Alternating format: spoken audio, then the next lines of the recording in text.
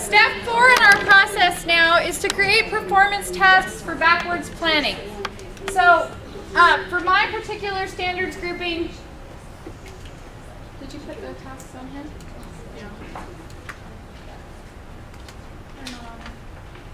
No. You're almost there.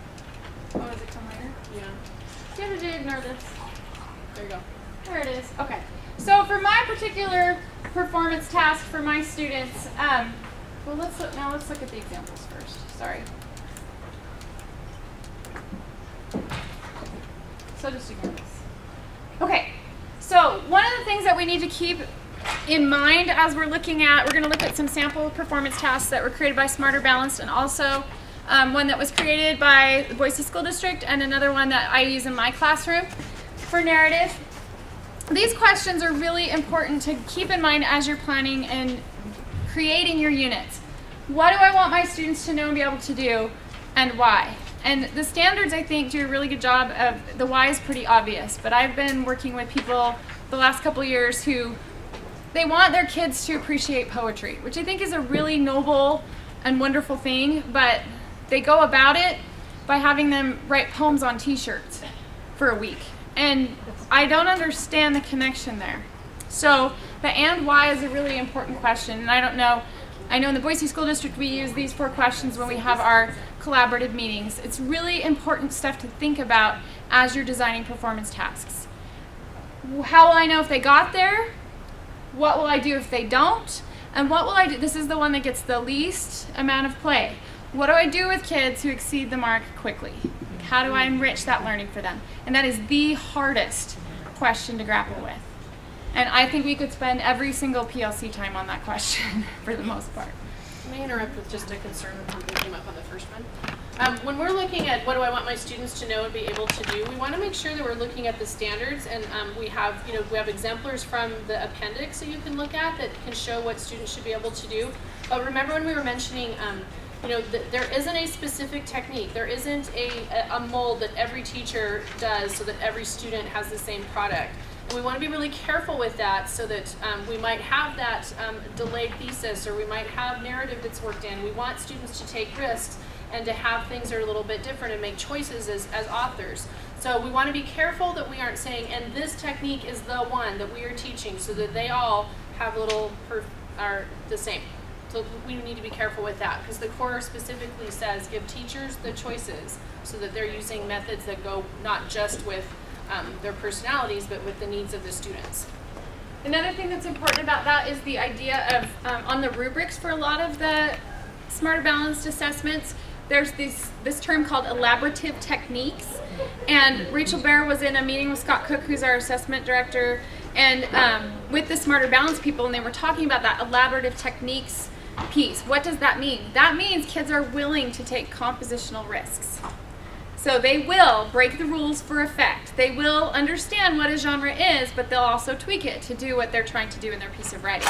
So that's what they're meaning by elaborative techniques. So if we're teaching kids, it's 5 paragraphs, you do this here, you do this here, you do this here, that's really limiting for them to move into that, what will I do to those who exceed the expectation column. All right, Rhonda, you want to talk about the key tasks? Right. So when we're doing performance tasks, and we're really looking at Smarter Balance, because that's reality of what we're dealing with. So however we feel about that, we're going to put another little pin in that. Okay? And look at what we have. And we have some tasks that we're looking at, and actually they aren't like brand new off the press, but they are very much the form of what is used. Okay? So a performance task must reflect a real world task and or scenario-based problem. So that is a good thing. So we want it to be connected to real world. The Common Core asks that, so we think that that is good.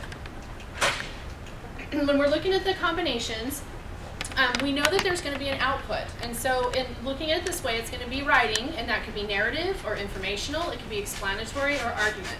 An argument in K through 5 is called opinion. So we know that it's going to be one of those types, and we know that writing is a way to show output for the assessment. So it's going to be something like that. And then it could also be an output, could be speaking. And so on on all of those, it's going to have research or reading that is the input of what they're getting for the performance task. And if it's a speaking, it could be something that they listen to and then speak about. And we don't know how that would be assessed or what that would actually look like. We haven't seen examples of that through Smarter Balance, but we know that that's a possibility.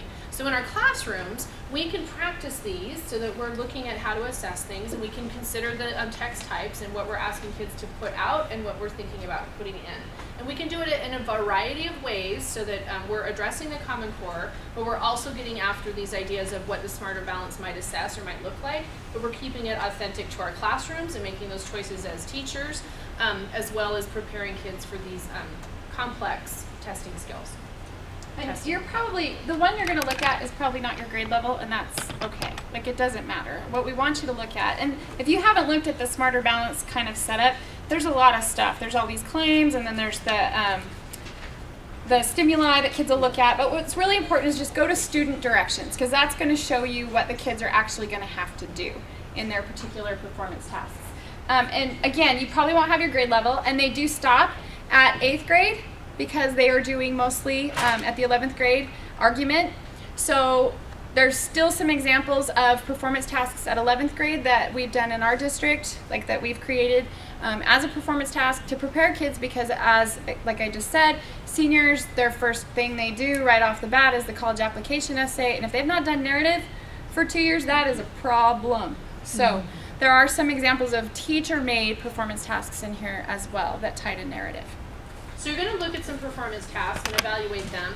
And one thing to keep in mind is that even the SAT test is changing to reflect the Common Core. It's changing to reflect what we're doing. So, every kid in Idaho is taking that test, and so keeping in mind how we're working and teaching and what these tests are reflecting is a way of thinking and learning that we can continue all the way through high school. So you're going to first get at your table, you're going to have like all the same colors. So this is a homogeneous grouping. So you're all looking at the same thing right now. And then as we have a part 2 for this, where it'll be heterogeneously grouped. So right now, just think about what you're doing at your table, and you're going to ask these questions that are below with the little orange bullets. So what are students being asked to do is the first thing you want to consider. What genres are they working with? What can you do as you're planning your unit to scaffold to the instruction of this idea? So you can think, okay, so what am I doing that would work towards this? And what could I do that would fill in some spots to help students get to this point where they're working at their grade level? So there's some adjustments. Okay? So go ahead and do that together, and you can look through it, but it's okay to talk and work on it to figure that out. This next part of our jigsaw, we're going to mix it up a little bit and also use a strategy we call the backyard barbecue. So what you need to do is get up out of your chairs, which is nice right before lunch as well, and find people that have different colored assessments. You notice you're all in groups, different colors, and ask them the same questions. Look at the variety of genres for students to utilize and create in order to address the performance task, and discuss the genre that they're working with and the purposes of the assessment. So purpose and genre, that's what you're talking to other people about with other tests. So what grade level did you have? What are they doing? What genre? You're going